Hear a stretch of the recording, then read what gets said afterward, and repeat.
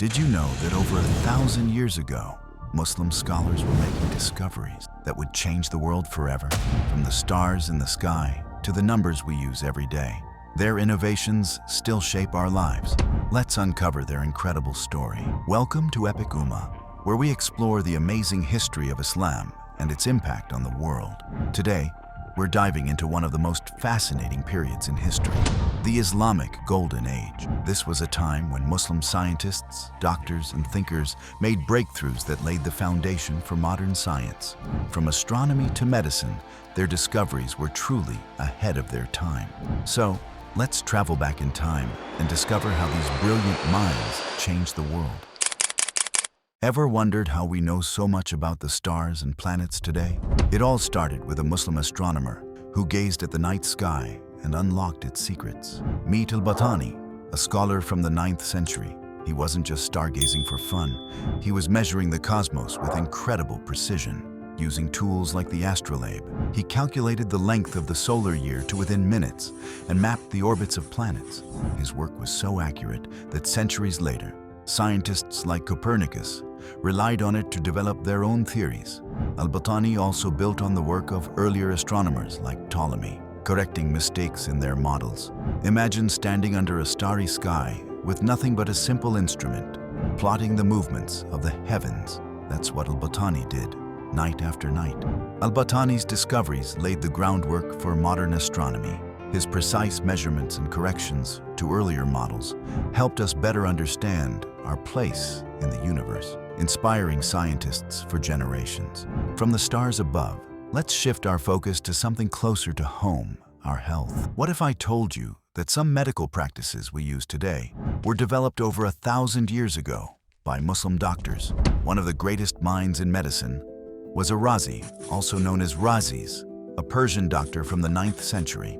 He was the first to describe smallpox and measles, distinguishing them from other illnesses with detailed notes. He wrote a massive medical encyclopedia that doctors in Europe studied for centuries.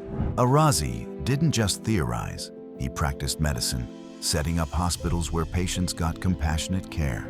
He even tested treatments to find what worked best, a method ahead of his time. He built on ancient Greek and Indian texts, translating works by Hippocrates and Galen, while adding his own insights. Another giant was Ibn Sina, or Avicenna, whose canon of medicine covered everything from anatomy to pharmacology.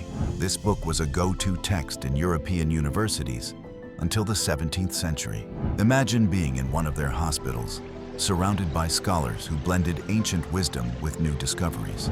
Al-Razi and Ibn Sina's work revolutionized medicine. Their focus on observation, testing, and documentation shaped modern healthcare and saved countless lives over the centuries. From healing bodies, let's explore how Muslim scholars tackled problems with numbers, mathematics. Did you know that the numbers we use every day, like 1, 2, 3, have their roots in the Islamic Golden Age? Meet Al-Khwarizmi, a 9th century mathematician who gave us algebra.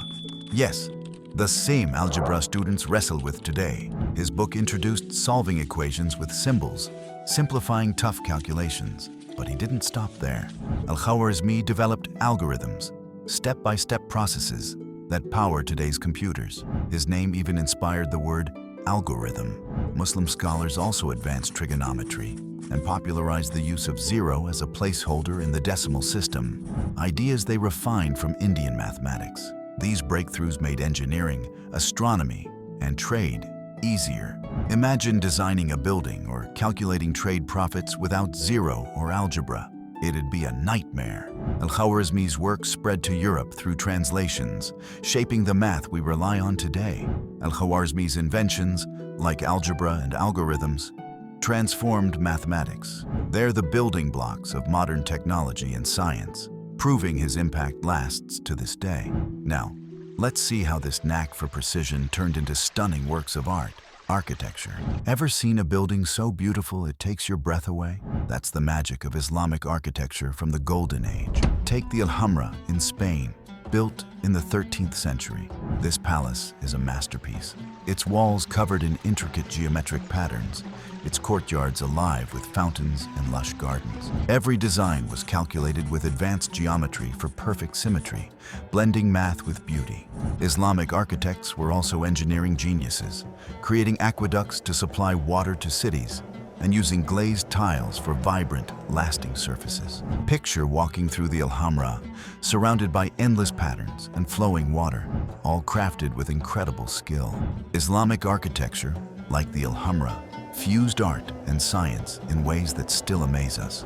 It shows how creativity and precision can create wonders that stand the test of time. From beautiful buildings, let's see how Muslim scholars sharpened our view of the world. Through optics. How do we see the world around us? A Muslim scientist from the Golden Age figured it out. Ibn al-Haytham, a 10th century scholar, is known as the father of optics. Curious about light, he ran experiments showing it travels in straight lines and that we see when light bounces off objects into our eyes. He built the first camera obscura, a device that projects images through a tiny hole.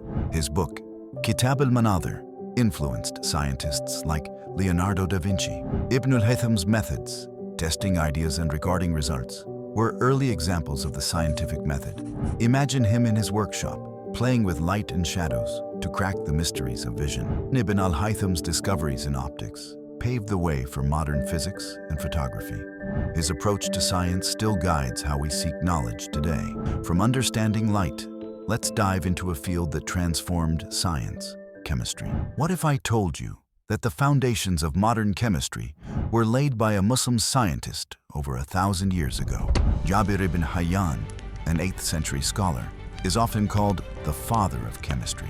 He took alchemy beyond myths, developing real scientific methods like distillation, crystallization, and filtration. Jabir described how to make acids, bases, and other substances, and his tools, like early stills, are ancestors of today's lab equipment. His book, Kitab al-Kimya, was translated into Latin, shaping European chemistry for centuries. He even dreamed of a philosopher's stone to transform metals, blending curiosity with experiment. Picture his lab, bubbling flasks, strange smells, and Jabir's scribbling notes as he tested his ideas. Jabir's systematic approach to chemistry set the stage for modern science. His emphasis on experiments and records is a key part of how we study the world today. From labs to the stars, the Islamic Golden Age was a time of endless discovery. The Islamic Golden Age was a time of incredible innovation and discovery. Muslim scholars like Al-Battani, Al-Razi, Al-Khwarizmi, and Ibn al-Haytham made advancements in astronomy, medicine, mathematics, architecture, and optics that still impact our lives today. Their work reminds us that curiosity, creativity, and a commitment to learning can change the world. If you enjoyed this journey through history, please like, share, and subscribe to Epic Ummah for more amazing stories from the Islamic world. Until next time, keep exploring.